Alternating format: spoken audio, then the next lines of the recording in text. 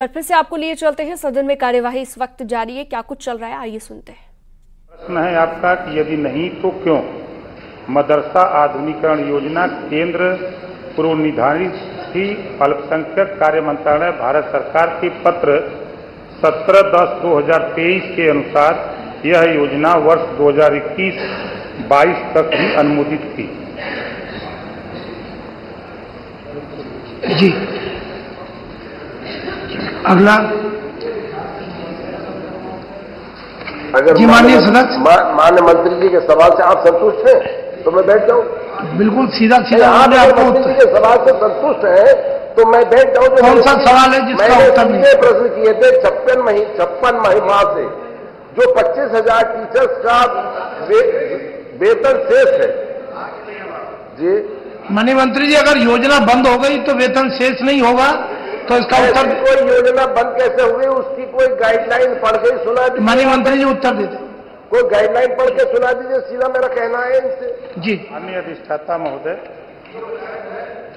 जियो मैं आपको दे देता हूं, जियो की कॉपी माननीय सदस्य को। ये it is hereby inform that the SPM same was approved till the final year 2021-22 only all। माननीय मंत्री जी, आप माननीय सदस्य को ये जियो पहुंचा दीजिएगा। माननीय मंत्री जी, आप जियो पहुंचा दीजिएगा। स्पष्ट ये नहीं कह सकते मुझसे नहीं पढ़ा जा रहा तो क्या दिक्कत है? नहीं ऐसा नहीं है। चलिए अगला प्रश्न।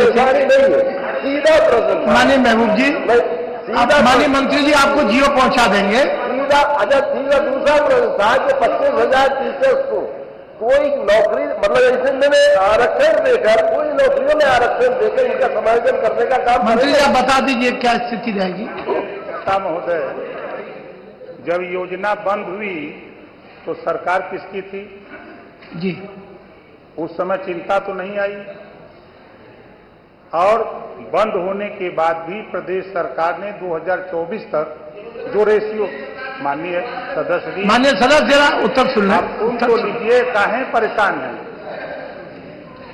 4 बार आपकी सरकार थी। इतने चिंतित अगर आप अल्पसंख्यक समाज के लिए रहे हैं, आप भी सदन के अनुभवी मेंबर हैं। CBSE बोर्ड, यूपी बोर्ड के लिए तमाम यूनिवर्सिटी सरकारों ने खोला। 4 बार आपकी सरकार थी। अल्पसंख्यकों के लिए क्या आपने कहीं यूनिवर्सिटी खोल करके मदरसा बोर्ड समायोजित किया?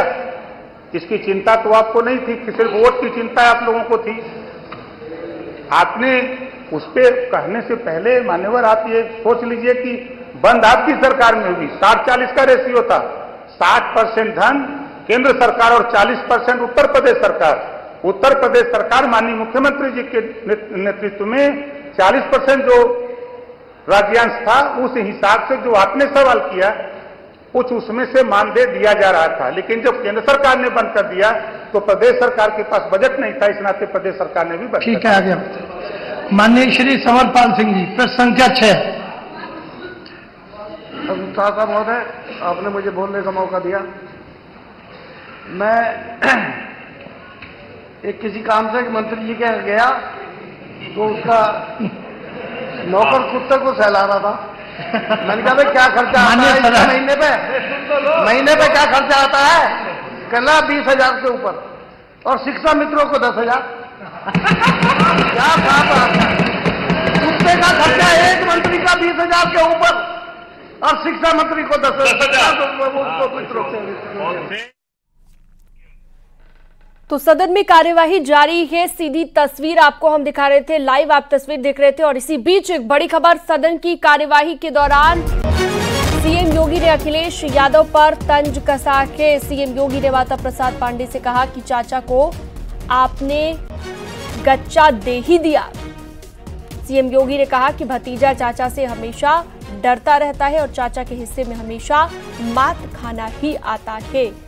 ये अखिलेश यादव पर तंज कसा गया सदन की कार्यवाही के दौरान।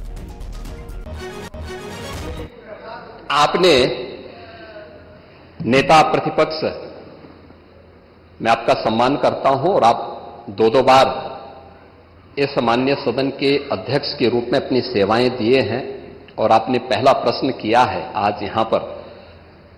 पहले तो आपके चयन के लिए मैं आपको बधाई देता हूं। ठीक है, अलग विषय है कि आपने चचा को गच्चा दे ही दिया। चचा बेचारा हमेशा ही ऐसे ही मार खाता है, उनकी नियति ही ऐसी है, क्योंकि भतीजा हमेशा भयभीत रहता है। सीएम योगी के तंज पर शिवपाल यादव ने भी पलटवार किया और कहा कि हमें गच्चा नहीं मिला है, पांडे जी बहुत सीनियर हैं। शिवपाल ने कहा आपने गच्चा दिया तो उत्तर प्रदेश बहुत पीछे चला गया। शिवपाल यादव ने दावा किया कि अब 2027 में सपा फिर से आगे आएगी। हमें गच्चा नहीं मिला है, पांडे जी बहुत सीनियर है। ठीक है, बहुत सीनियर है और हम लोग देखिए समाजवादी हैं और समाजवादी के साथ साथ आपकी तरफ से भी हमने कुर्सी का कहीं न कहीं इशारा किया था, हमें वहां पर बैठाला गया था, उसके बाद यहाँ पर बैठे और यहाँ के बाद हम यहाँ पर बैठे, इसके बाद यहाँ बैठ गए हैं। मेरी शुभकामनाएं और आगे के लिए। मैं कहना चाहते हैं 3 वर्ष में आपके संपर्क में रहे तो गच्चा तो आपने भी दिया।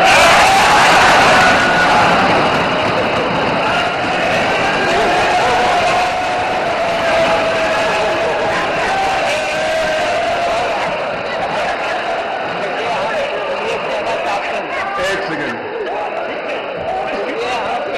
अब तक तो आपको आदत हो जानी चाहिए।